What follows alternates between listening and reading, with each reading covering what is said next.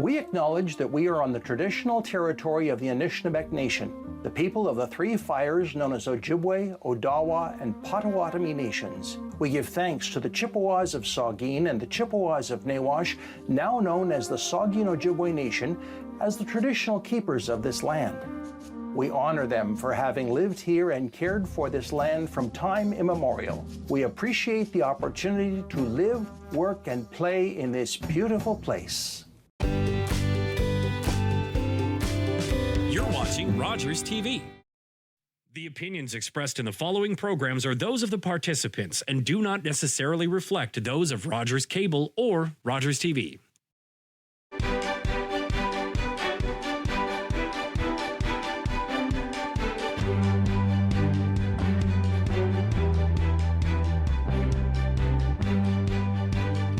Hi, welcome to Politically Speaking. I'm David Shearman. My guest today is Mayor Ian Boddy of the city of Owen Sound. As if you couldn't tell, behind Ian is, of course, a big sign for the Owen Sound Sports Hall of Fame. And yeah, we're going to be talking about that and a few other things that are important to the people of this city. Ian, welcome. Good to see you again. It's good to be back on. Yeah. Now, there's got to be a reason why you're standing in front of that sign. Well, the Sports Hall of Fame's semi-annual dinner and inception is this Friday night. I think that's May 3rd down at the Harry Lumley Bayshore Community Center, starting at 5:30. I suspect Rogers will probably be broadcasting it. It's a great opportunity to celebrate some of the past sports accomplishments in our community. And people have heard me tell this story several times before. It was started by my father, who came to then Mayor Rutherford and said, I've got this great idea the city should do. And like a very smart mayor should do, he said, that's a great idea, go ahead and do it. So he put the buck back in my dad. And there is a saying that great athletes make great citizens. So the idea of getting kids involved in the arena and into sports, and eventually they grow up and they become entrepreneurs, etc. The other thing was, of course, that the original dinners were hosted by the Shriners and by the Knights of Columbus. So that would be the Protestant group and the Catholic group that came together. So recognizing diversity in sports. You know, it doesn't matter what language you speak, what church you go to, how good you do in math or in English.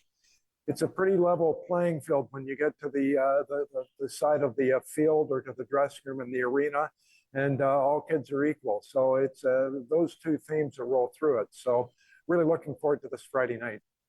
Well, that's great, Ian. Now, you got to remember that we take things seriously once we get to the Leafs versus Canadiens. I'm an Oilers fan, sorry. Spoken like a true politician. In all seriousness, it's really nice to walk through the Hall of Fame and to see the displays. It's free. It's something you can do on a rainy day. Or any day. Anytime the Bayshore is open, you can walk in through either entrance, and you can see the displays. Having been in Owen Sound long enough, I know a few of the people who are in the Hall of Fame now. But it's really interesting to see the deep history sports has in this city. Well, it's great to see the banners hanging from Memorial Cups, from Allen Cups, from Mann Cups, from Presidential Cups. Founders Cups, the national championship banners that are hanging in the Hall of Fame are pretty cool to look up and know that they've been there for 70, 75 years, 100 years. Actually, I think the Grays Memorial Cups had to be replaced somewhere along the line, and I can't remember why, but I don't think they're original, but they might be. But all the others are original. Let's just say moths and leave it at that. Yes. Yes, of course. But the point is that it's a broad variety of right across our community, right across our city, people who have contributed to the city, but also made their beginning in sports. Well, it recognizes sports participants and athletes, but also recognizes the makers or the builders that help coach kids, that help build programs, that kept lacrosse programs alive for years so that kids could play. All the people that really made a difference with their effort without necessarily putting on a ball glove or picking up a stick, but as the adults that contributed back to the youth. You know, one of them will be Jim Tennant that's going in. Jim coached me when I was in Pee Wee, and I've got one heck of a memory, one in particular that I won't repeat just because it would take me too long. Talking to Timmy Abbott that went into the Hall of Fame a couple of years ago, and he remembered the exact same story. So it was fun, the influence that Jim had on us as kids. Now, are the nominees this year public yet, or will they be announced at the dinner? They'll definitely be announced at the dinner. I'm not sure what ones are public and which ones aren't. I thought they were, but of course, sometimes they come across my desk and it's not necessarily public knowledge. So I'm really not sure. I know I didn't let the cat out of the bag on that one, but it may not be public. Well, I have been assured by my producer of two things. First of all, he will be there. So there, Rogers will be there to cover the dinner. The second is there are 13 nominees and they're all public. So you haven't spilled any beans. Good. Okay, so you're safe that way. But the other thing I think that is to be remembered about the Hall of Fame is that it's a kind of a way of seeing this city's history and from a different lens. Okay, we've got the Tom, we've got the community the community waterfront museum, we've got Grey Roots, but this is dedicated to the sports lens of our city's history, our region's history, if you want to go outside of that, because it's that well, you know, there are people who are from other areas but lived in Owen Sound. So it's a great opportunity to see the city from that different lens. Well, sports often for the community is an identifying feature. It's something we can all rally behind. We can pick a team, maybe an OHL team, for example, that we're probably going to transition to next, that we can back and stand behind, and it brings the community together. You know, the historic stories are the Sun-Times being on Main Street and having some kind of a signboard or a visual thing that they broadcast up onto the front of the building to mark the scores before there was hockey when the team was out of town, and would show the score as it went along. And you read about that when the Grays won the Memorial Cup. I heard stories of 1940s. My dad was playing for the Grays, that his parents would go down and there'd be hundreds of people standing around in the snow on Main Street to see this broadcast of the scores and penalties and things going up in the front of the Sun-Times building. So it definitely is something that the community gets together. Absolutely. And lest we think that this community isn't hockey mad, or no, let's be kind, hockey centered. That's a better way of framing it. Need we only remind ourselves of what happened when the Platers decided to pull up stakes and move? And I know you referred to that recently of the hundreds of people that showed up to make sure that didn't happen. 1989, I think Stu Taylor was mayor, but I'm not exactly sure. He was either on council, but I think he was mayor. He was mayor. The council chamber was packed. The parking lot out the back was packed. There's so many people that came together, busted their butts to raise money over a couple of days to support the team and to keep it here. And luckily, we had some local owners that came together. The ownership group came together and bought the team and continued to run it. Yeah. And speaking of local owners, there was a big announcement at council, the last meeting of council, that the Attack and the city are signing a 10-year contract. Yeah, it's really wonderful for so many reasons. You know, part of our identity is a hockey community and a national hockey community. You know, we celebrated Hockey Day in Canada. The economic factor, and you think of how many kids that work here at the arena during hockey games, how many kids are working at restaurants, the number of dollars that go into restaurants, on a Saturday night, or groceries or gas, hotels where people will come to see games, maybe see their kids play. Um, it's a huge economic benefit. So to have the Attack agree to extend for another 10 years with an option for them to extend for 5 years beyond that means that we're keeping our junior A hockey team here, or our major hockey team, OHL hockey team here. And really good contract that the Attack have agreed to pay somewhere in the neighborhood of $500,000, $500,000 towards the capital upkeep of the building and some of the repairs that need to be done. So it's a really good contract and agreement for the city, for City Hall, for the city itself, and for the Attack. So we're really pleased. I have to agree with that, Ian. First of all, I've been in the Inn on the Bay during the Attack training camp, and the place is just full. You've got all these really keen kids wanting their breakthrough, and their parents, and they're walking back and forth to the arena. But it's something that you have to really experience. It's a major economic driver in this city, and it's good to see. And I should mention too that if there's an Attack contract, it probably means Rogers TV is going to be around for another 15 years, and that means that my producer Mark Perry won't be able to retire. That's good. We want to keep Mark busy there at the desk for another 15 years. Absolutely. He's the guy who makes, in case folks know, he's the guy who does the magic behind the cameras. He told me in my ear he's going to retire like I have. No. But anyway, he was saying that Mark doesn't have a microphone. We're very lucky Mark doesn't have a microphone.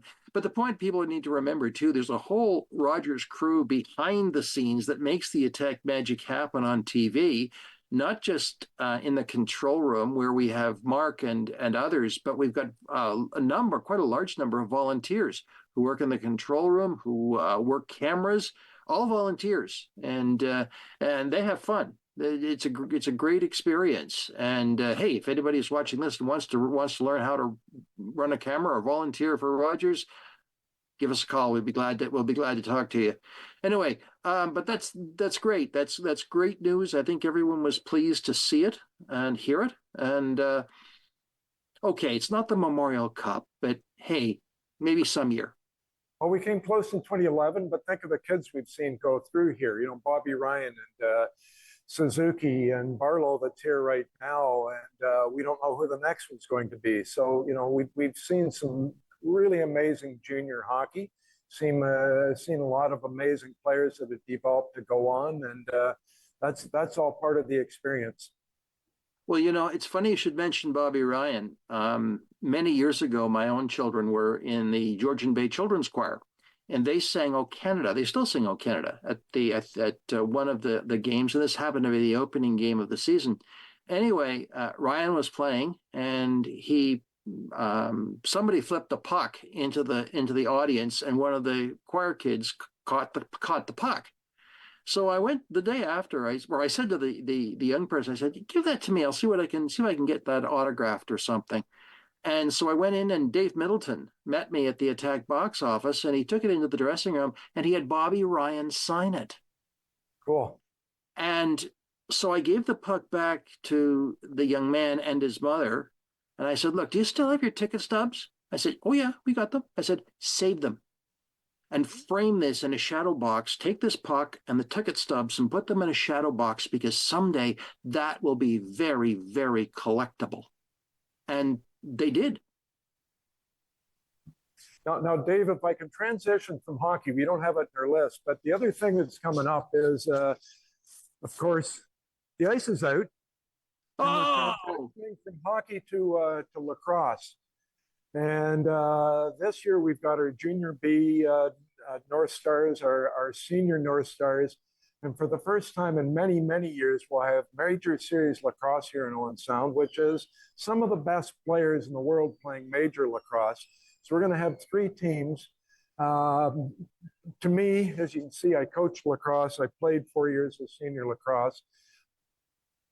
I think it's a better sport than hockey. A lot of people will hang me for that, but it's a great sport to watch. And of course, we've got national championship teams here with that. A great history in lacrosse as well as hockey. And this is the time of the year that we're transitioning. And I hope everyone will come out. I think Rogers will be covering many of the games. I don't know which levels, if all three. But I think it's great to come out and support the local lacrosse teams. Local kids playing junior B, mostly local kids playing senior. Some of the local kids will be playing major. It's a great sport, great entertainment, and of course, Canada's summer sports. So that'll be firing up with games starting in May and June. So I'll give them a plug while I'm here in the building. Well, I will tell you, my producer, Mark Perry, just told me that Rogers will be covering all three leagues, all three levels this year.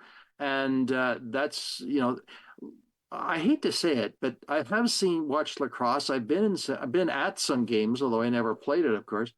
But what I found was that lacrosse, if we think hockey is contact, lacrosse is even more contact. And it's not just the contact, it's the fans. They take this stuff seriously, very seriously. Hey, Leafs fans, eat your hearts out. If you want to prove that you're a tough Canadian kid, play lacrosse in an 80-degree arena where you're running hard, sweating. You've got 30 seconds to get a shot on net. With ragging rules, it's just so much fun. It's a fast-paced game, and some think it's a little bit rougher. When you play it, you know how to take a hit. You're on flat feet, not in skates, so it's a little bit different. But it's you're not moving at the same speed you might be on skates, but it's still a great sport and fun to watch. Oh, very true, very true, and it is 100% Canadian. So just like hockey is, although there are those who would argue, I'm not. Canada's national winter sport versus Canada's national summer sport. That's right. That's right. And we always have to give a shout out to our Indigenous communities and our Indigenous nations for lacrosse, and they play extremely well and very competitively. Yeah, ball control. Yeah. I don't have time to tell you my Gaylord Paulus story, but I coached against him and we were throwing a ball around outside, and his stick skills were unbelievable. Yeah, yeah. It's great. It's another great sport. Anyway, let's move on to another subject here, and talk about TC Energy, because you introduced a motion at County Council. It also came, as we talked last time, before the City Council, and things are moving along. I just noticed in the news today that Meaford has appointed the members of its group to engage in their conversations. What's the latest update on TC Energy? So TC Energy, of course, is a national corporation that have a proposal to build a pumped storage facility. So as we move from carbon-based fossil fuels to more electricity, we're going to have to rely on mostly nuclear, some wind, some solar power generation, but they can't necessarily generate at the drop of a hat. Once the nuclear plant's on, it's on. And there may be times in the middle of the night where not all the energy is used to produce electricity because there isn't the uptake for it. Meanwhile, nowadays, at peak hours in the afternoon, we're firing up over 50 gas-powered generators in Ontario to produce the electricity needed for peak periods during the day. To get to net zero, they're going to have to be replaced or at least downsized. So it's going to be important to have battery storage, to have hydrogen storage, to have things like pump storage, to be able to use the power that is produced at night that isn't used, that's wasted, to store energy, in this case using gravity, running it back downhill during the day during peak hours to produce the electricity for peak. It's a big project. There are some concerns and legitimate concerns about water, fish, and all those things. TC Energy has been working with Saugeen Ojibwe Nation to review those, try and perfect those. And starting this fall, TC Energy will start an assessment, environmental assessment or impact assessment through the Canadian National, I think it's Impact Assessment Agency. I'm not sure if I've got the words in the right order. That's a federal agency. It'll take about 3 years. There will be environmental impacts through the Ministry of Environment of Ontario, and all those things have to take place. So we are supporting it, conditional on those being approved, and of course, conditional on the Saugeen Ojibwe Nation, who will make their final determination themselves on whether they give it the go-ahead or not. I noticed that both Chief Najawan and Chief Ritchie made it very, very clear recently that they will do what they will do in their time. They will not rush things. Well, and as I presented at Grey County, there was a trilogy of Supreme Court of Canada cases decided in 2004, 2005. I can't remember the exact names. I know Sparrow was one that came a little bit before that, that states that any big project like this must consult with the Indigenous community on their traditional lands. Saugeen Ojibwe Nation, we worked with them when we did the water treatment plant. Out here, we signed a consulting agreement with them that they reviewed certain things. When we were talking to Transport Canada about harbor divestiture, I insisted in having both chiefs there with me so I could bounce ideas off them because they had a vested interest, in accordance with the Supreme Court of Canada. And our decisions of the city and what we were able to do with wastewater treatment plant and with harbor divestiture benefited from their guidance and their expertise at their environmental office. So they will do their analysis. They will look at things themselves. They'll do it in their own time. When they're ready to put the question in front of their community, they'll figure out how to do it. And we owe them the respect to let them do it, make their decision, and to respect whatever decision they make. I believe the three words that come out of the three decisions is duty to consult. Duty to consult, correct. I think that's Hayden, the last one. And there's a whole formula of or sort of procedure of how to consult. Right. But it is an obligation of government at all levels. It is. So Infrastructure Canada could be giving grants to projects, and they encourage early and meaningful, they don't use the word consulting. I forget the word they use, but reaching out to Indigenous communities. And TC Energy has certainly done that before they ever even started to discuss about 5 years ago. They reached out to Saugeen Ojibwe Nation, told them what their project was. Saugeen Ojibwe Nation chiefs and environmental office have come up with questions and concerns. TC Energy has answered those and tried to solve some of the problems. And I think when the general public sees the solutions that they have for some of the environmental issues, some of the water issues, they'll realize that they're good. Sure. But again, it's up to the Saugeen Ojibwe Nation what they decide. That's right. Yeah. It's rather interesting because I noticed that we have two more municipalities on the eastern shore of Georgian Bay, including Parry Sound, that have expressed concern as well. So do you see this becoming a polarized issue at the municipal level? Well, I think if those municipalities way over there had been fully informed and talked to Saugeen Ojibwe Nation or even TC Energy in advance, I'm not sure their decisions would be made the same. If they hadn't come out in opposition so quickly, I'm not sure that we would have needed to do it in On Sound, that Grey County, but it is part of our community. We'll have great economic development benefit whenever there's money spent in the region that's federal money. You take the economic multiplier effect. There's lots of studies that show for every dollar that comes into your community, it'll pass through 2 or 3 pockets. Basically, the guy working construction will buy groceries. The guy selling the groceries will buy a car, for example, or buy a house. That passes through your community and benefits everybody. So we'll see the economic impact. So I thought it was important that we come out and support it conditionally on the assessments in Osage and Ojibwe Nation's approval, and sort of counteract the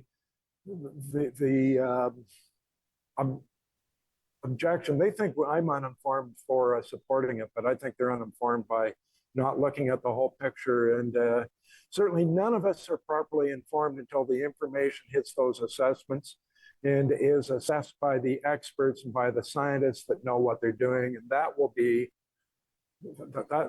that's when it moves forward or doesn't. And I think that's important that we get to that point. Well, even our MP, Alex Ruff, has made it clear that he wants to see the DND report on unexploded ordnance and what effect it will have on training. He's expressed that concern as recently as last week when he appeared on this show. So you're right. There's a lot of I's to be dotted and T's to be crossed. You've toured, I think. I've toured the training base. And they have to monitor the number of shells that hit the ground. They have to monitor the spent gunpowder, the chemicals that hit the ground, et cetera. So they are highly regulated. Based on my tour of the place, I have trouble believing that there's any contaminants. And guess what? If there is, under provincial law, under federal law, it has to be cleaned up. If there's unexploded ordnance, they have to be cleaned up. That's period. And we're probably better off they do get cleaned up than being left there. But anyway, that's for the experts to decide. Exactly. Yes. And we'll be following this one, I'm quite sure, on Politically Speaking. It's not going to go away. Who knows? It may outlive you and me together. Well, this assessment starting this fall will take approximately 3 years. So, it's around for at least 3 years. And then after that to get approvals, and then a couple of years after that to put a shovel onto the ground. So it's a big, long-term project. Sure. Let's talk quickly about the community services report on housing stats. I was quite astonished to see that when that report came forward, when Director Coulter pointed out there's 4,000 units which are approved already in the city. That's kind of go, okay. They're probably not all coming at once, but several of those we've waited for some to get going that we thought would get a shovel on the ground already, but they needed to align the water, wastewater, roads, and those things with the project next door. And a couple of them worked together, if you can imagine, 2 competitors working together, hiring the same engineer to work together. I talked about this a couple of years ago, where the census was done in July of 16, 17, 18, I don't know, it's a blur, maybe 19, maybe 20. 11, it's every 5 years, 16, 20, 21 it would have been. The number of houses that came onto the market that opened up, that the construction was completed, that people moved into immediately, whether it be rentals, whether it be affordable rentals, whether it be houses. A lot of houses came on shortly after that, and I'm convinced that our growth was a lot more than what the census number was. And I had the number at the time, how many units had come on, but by my count, just rental units, we were something like 2% of all the rental units that came on in the province of Ontario in the previous year. And our population is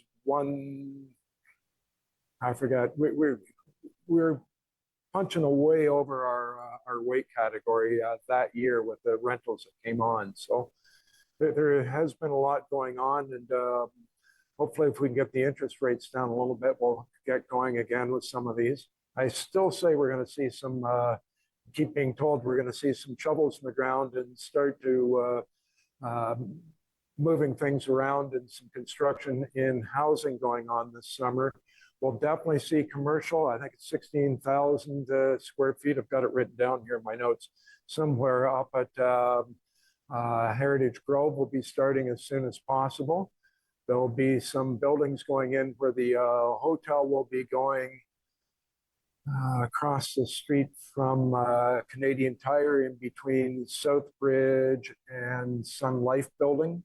That will get going this year. So we'll see construction this year. Hopefully we'll see some housing starts. That's right. So stay tuned. We could have a lot of dirt and potholes, short-term pain, long-term gain. Hopefully no potholes. Have you driven on some of our streets recently, Ian? A lot better than they were 10 years ago. True. I would agree. Anyway, we're going to take a quick break and come back because, we got lots more to talk about. I'm David Shearman. This is Politically Speaking. We'll be right back.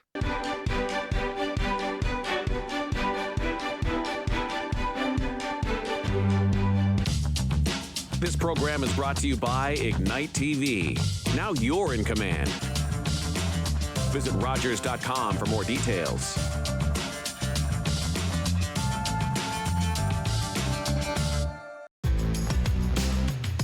This is Rogers TV.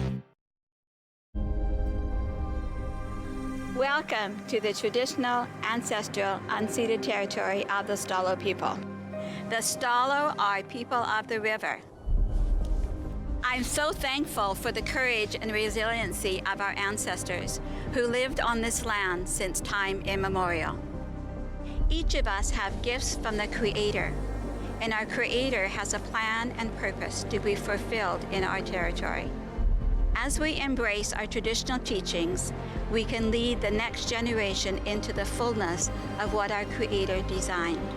Our shared history reveals a broken relationship, but as all Canadians commit to hear truth, acknowledge injustice, we can learn to walk in our traditional way, Letsamot, with a good heart and a good mind. Then all of our lives will be enriched.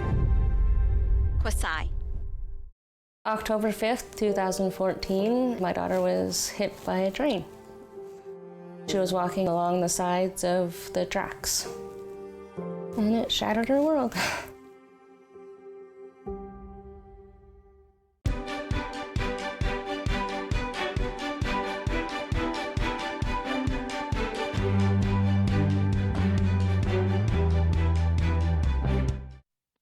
Hi, and welcome back to Politically Speaking. I'm David Shearman.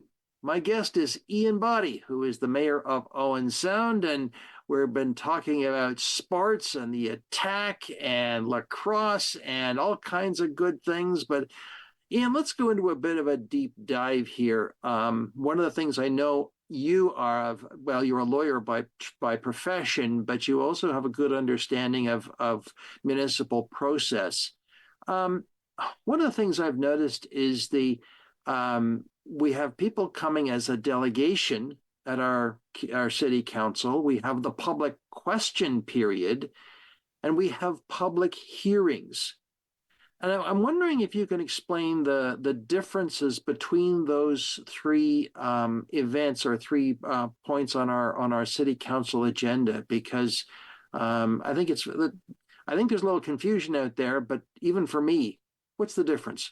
Okay, let's start with public meetings first. I think you called them hearings, but public meetings. Yeah, public meetings, yes. So under the Planning Act, there's certain things that zoning changes, official plan changes that must have a public meeting. That's written into the statute. So that means there's a presentation, public can get up and speak to it, can ask questions. That's a public meeting. There's one that must be done under the Municipal Act or the regulations with regard to the budget each year. There must be a public meeting. So a public meeting specifically is set out provincial statutes and must be done for certain procedures. Within city bylaws, we have a delegation or presentation period at meetings. So people have to, if they want to do a presentation to us, they have to contact the clerk a number of days in advance. They go onto the agenda because we're required to, anything we discuss in an agenda has to be on the agenda and has to be published the day before. We can't just sort of throw things in, take things out, depending on what we want to do. It has to be in the agenda so the public can see what decisions we're making or going to be discussing. So delegations are, someone comes last night, we had Grey Bruce One World Festival that came and presented to tell us about their festival that's coming up in June. So groups like that come in.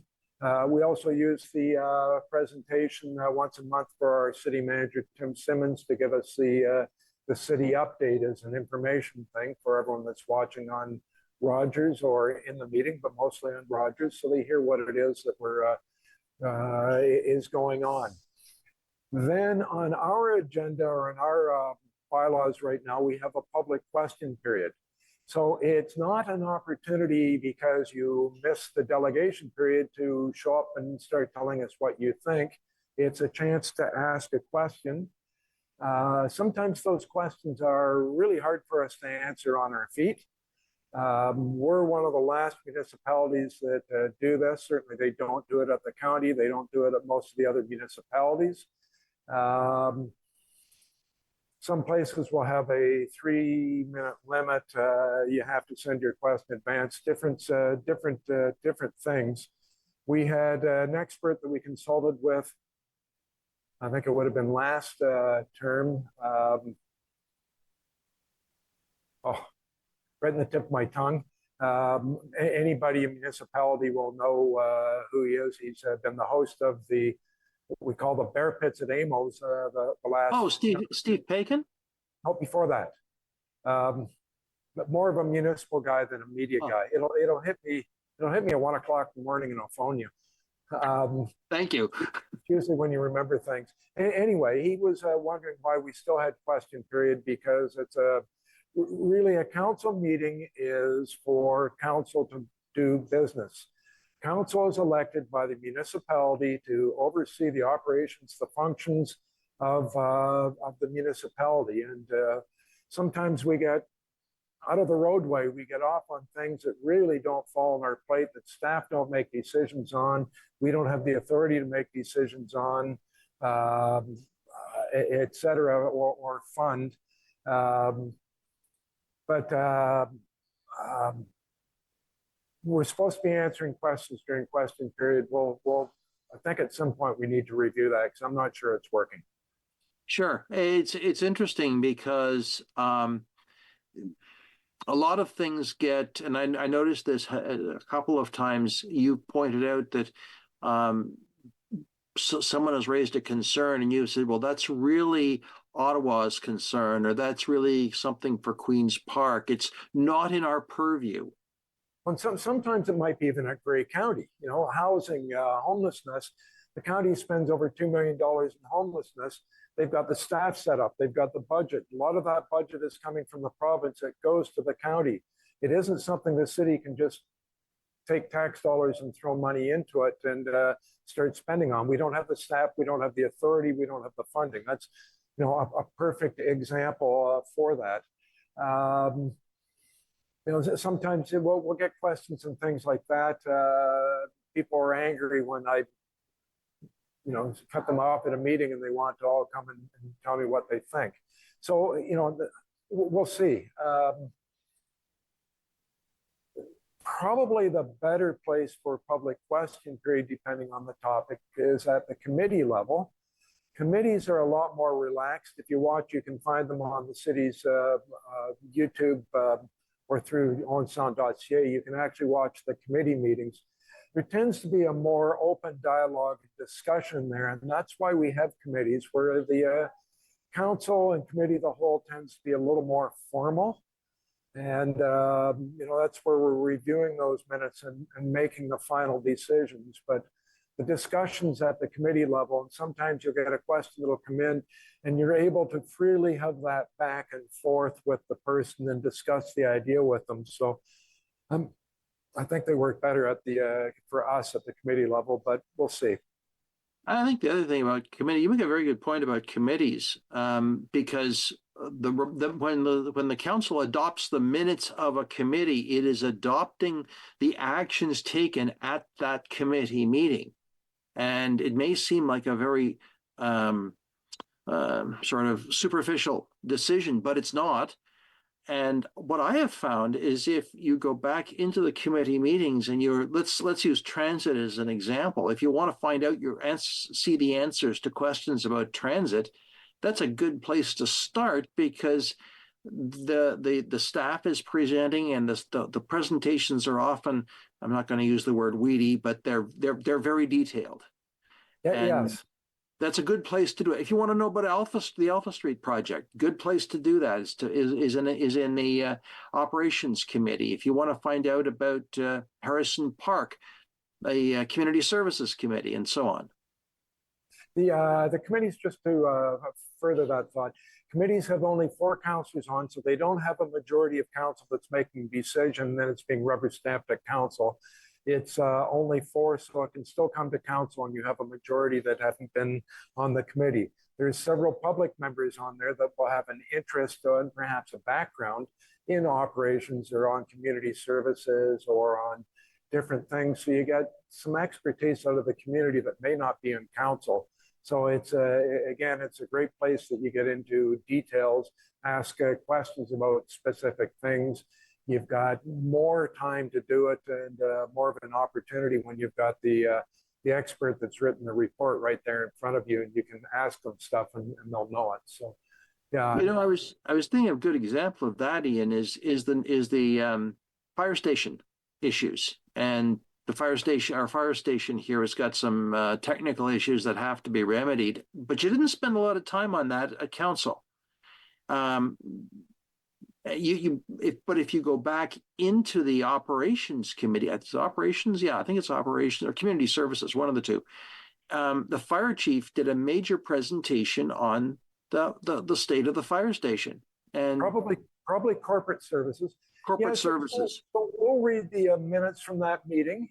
Mm-hmm. If we've got questions that aren't coming out of the minutes, we can go back and watch segments of the meeting on video so we get a feel for what's being discussed.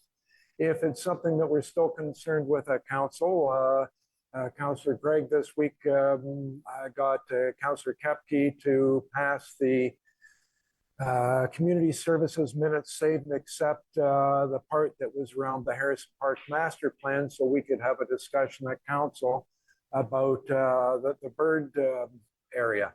And we know it's going to be a public discussion that the public, we know there's interest in the community. So we pulled that, we had a discussion, we passed the minutes as they are. We could overturn that, but we've got the opportunity to pull out bits and pieces of the committee meetings, or even all the committee meeting if we wanted to, and rehash it. We're not likely to, because we rely on the expertise of the citizens that are there, that are volunteering to be there. But once in a while, you get something we can pull and review. Sure, and it's just the part of the process.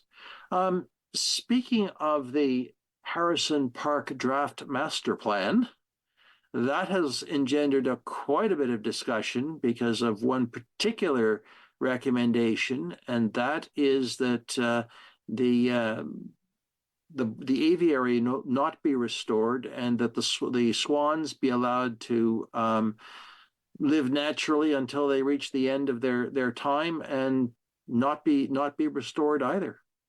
So just to be clear, we haven't made final decisions on any of those things. Your automobile insurer will tell you that you're safest if you never drive. That was one of the comments that Deputy Mayor Gregg made, is that you can insulate yourself from all risk by not doing anything. And that's maybe the opening thing that will hit the media and hit the public and go out there, that we're going to do the nth thing. It'll go back to committee, it will come to council, and we'll make decisions about what we're going to do about that. The swans were gifted in the 1910s and the 1920s from the king, and we've got a long history of swans floating around the river. We've got the open bird parks that we've had geese and ducks and things that any bird could fly into, that there's a chance of an avian flu being open. The third part is the special birds, the peacocks, the golden pheasants and things that were in the cages at the back that have been there forever, that were big draws for a lot of people with their kids, as kids, and then with their kids and their grandkids. And what can we do? Can we do any? Can we do all? What do we want to do? And I always think there's a compromise in there somewhere. Yeah, yeah. But I was reading this even today, that there's increasing concern over avian flu being transmitted through cattle, Yes.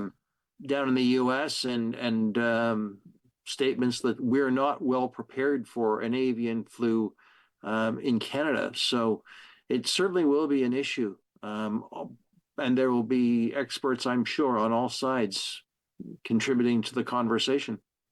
Exactly. Yep. Lots to discuss yet.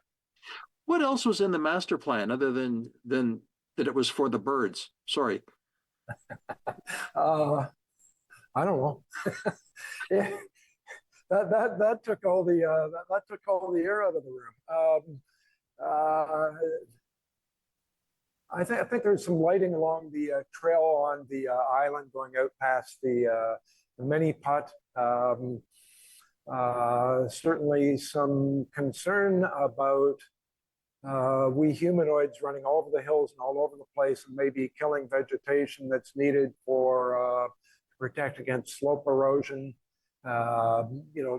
trails, security, different things. Yeah. Pam Coulter is our director, I should say, of community services. She's always been really good at master plans, whether it be Kelso or whether it be Park or whether it be Victoria Park, that you set out what you think needs to be done, and then you chip away at that stone over a number of years as the budget comes up to get the things completed. So there's been master plans for Harrison Park in the past. A lot of the work has been done. Oh boy, the road up to the pool is another one. What do we do with it? It's a mess. And every time it's come up for budget, we've looked at it and went, it's used for a couple of months in the summer, but there's a road up on X Avenue that needs to be done that hundreds of cars pass over. Which one do we pave first? So it's little things like that that will have to be looked at. Sure. And don't we have a new manager of park services coming on stream? Or I don't know whether he has arrived yet. He's been here for, I was going to say a couple of weeks, which means a couple of months. Yes, the way time goes, Ackert's been here for quite a while. Sure. Well, it's certainly Harrison Park is one of those city jewels, and we've all enjoyed it over the years, and let's hope we continue to enjoy it. Park, Kelso, East Shore, the building that I'm in. I think it's something like 68 structures or buildings that the city maintains. Just, speaking of city maintained structures, of course, the one that has grabbed all the headlines has been the Tom, and with the conversation around moving the tourist office down to the Tom on a pilot project basis. So that grabbed headlines. You're obviously reading a different newspaper than I am. So, we did our service review, or in the process of our service review, that we're going to look at, I think it's 48 or 47 or 49 different things to see if we can find savings. To be proper stewards of the city, we've got to look at the services we provide and the cost, and if there's efficient ways to do it. So we're looking at potentially putting art gallery, library, and tourism all together in one spot. This year we'll try the tourism at the art gallery, And it will provide a little more coverage for the art galleries. We might be able to get open for a few more hours. It is central to downtown, which we like. So I think we can provide more services over a longer period of time is our hope. Downside is the parking isn't quite as good there, but it's we need to try things. And if we don't try things, we'll never progress.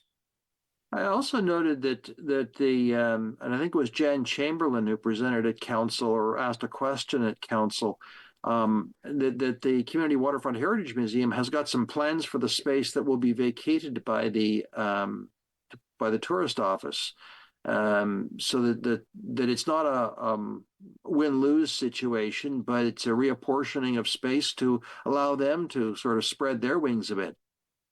Well, she was asking questions about taking statistics there of people that are coming and going. And of course, that's always helpful for everything. The more data you have, the better. But yeah, it does provide them with an opportunity to expand out further and use the whole building perhaps, and have more things to display and less things in the back room or the basement that aren't seen. So it hopefully is an opportunity for them. Yes, they can't sell tickets for the train, unfortunately. Okay. That train has left the station long ago. Gotcha. Okay. The tracks are pulled up. I thought the tracks are pulled up, exactly. I thought you were referring to the caboose in the car that was there, and I thought, no. So. There's no tickets to Toronto or Hamilton, unfortunately, from either station, but that's okay. That's okay at this point. Let's talk. Well, I was going to also ask you. There was obviously a delegation from the Grey Bruce One World Festival was there, but what other events have we got coming up in the next few months? I noticed that Second Ave is having the seasonal banners re-erected, which means seasonal banners are turning over, coming up pretty soon. I don't know the exact date. Of course, the Bright Shores has got their ball hockey fundraiser on Second Avenue. Which should be lots of fun. So that'll be a ball hockey related festival. I don't have any of my notes in front of me, and if I don't prepare, I can never remember what's coming. Certainly Summer Folk is coming, and certainly Salmon Spectacular is coming, and Sweetwater Festival is coming. Certainly Canada Hottest Yard Sale? Hottest Yard Sale is coming. That'll be in July, first week of July. Certainly Cobble Beach's Concours events will be Friday night, Saturday in on Sound, and out at Cobble on Sunday.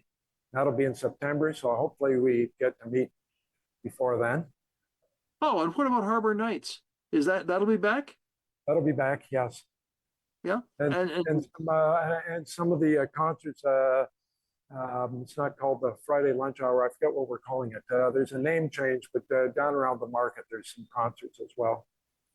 Yeah, there's a lot of good stuff that's happening this summer. It's and summer is when the city comes alive in many ways. Oh, speaking of events, I noticed that the next phase of the River District is going to be kicking in very, very shortly, which will result in some subtle traffic changes. Great minds think alike. That's what I was thinking about the market. When you think about that entire block of how that's really changed to brighten up downtown. This year we'll be doing the next phase, which will be between 9th Street and 10th Street on First Avenue East. So the back alley for us that have been kicking around here for a while, we remember when the train used to go up the back alley to switch from one side to the other. It's really just been a parking lot since, or gravel parking lot right along the beautiful, one of the most beautiful blocks, of course, the Sydenham River. So we're doing the next phase of the River Precinct along there. We'll be upgrading it and turning it into a really great outdoor space and place for the community to congregate, and looking forward to the outcome of that. So that should be starting soon. As well, of course, we were talking about Alphen Street Hill will be redone, and that will be a lot of work. Yes, it will. Yes, it will. So watch out for the traffic changes that will be absolutely occurring because of the And office. with both of those, David, we're going to have information pages on the internet to go and track what's going on to keep people informed when they want to know about Alpha or River precinct upgrade. Sure, sure. Well, it'll be interesting to see because it's. I was just thinking that the River precinct is actually reorienting the city as around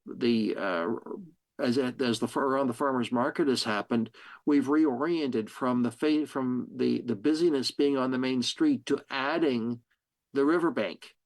And it's really opened up. Certainly that block between 8th and 9th has opened up dramatically.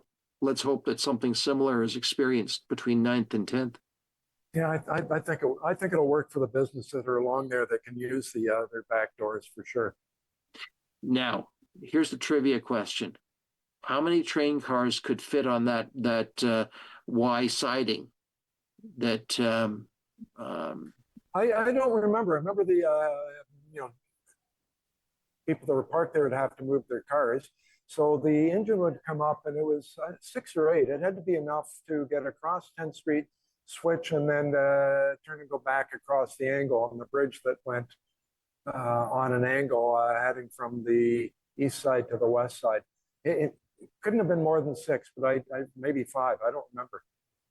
I think you're right. It's probably closer to 6. Now, I heard of someone who was an expert in the field tell me it was 9, but I think that's a bit much. It could be. Yeah. I know the rails went right to 9th Street. Yeah. Well, that's one of those deep trivia questions for anyone who does a Trivial Pursuit or a Trivial Pursuit contest. So must remember that. How many rate cars will fit on the track between East and West and Owen Sound? Hey, you got to be a certain age to remember that. I do. Oh, somebody smarter than you or I will be out there pacing, figuring out the distance, measuring a car, and coming up with the answer through modern math, not relying on Grandpa's memory. You are quite right. You are quite right. We've just got a couple of minutes left, Ian, but I wanted to pick up on something that the city manager said, and that is report a concern and the use of report a concern. And he said something interesting where he said, if you use report a concern on the city webpage, it gets our attention more quickly because it goes into our workflow and we can track it. Yes, I will get phone calls, and with all the crap that goes through my head in a given week between 2 offices, I might go and tell staff, or I might forget to tell staff, oh yeah, somebody sent me an email or somebody phoned me on Sunday afternoon. Now it's Monday when I get to City Hall. It's much easier to use, go to the city's website and hit report a concern. It goes in, it gets tracked by staff. If it isn't answered within a certain period of time and rectified, it beeps to them, it prints out a report to staff telling them that they need to get back to it. So it's much better than trying to go through council members to report those concerns. And it could be, Tim uses the example of the pothole that needs to be done. There's lots of those, and it could be other things. It could be a tree that's in the wrong place. It could be something deeper. It could be general information. And we being the entire city staff, can't be everywhere all the time seeing everything. So those types of things, when you bring it to our attention, staff can get to it. Well, Ian, we've reached the end of our time once again, but thank you for being a part of Politically Speaking. Always great to talk to you, and we hope we'll talk to you again for sure. Good. And thank you, friends, for being a part of Politically Speaking. I'm David Shearman, and yeah, we'll talk again too.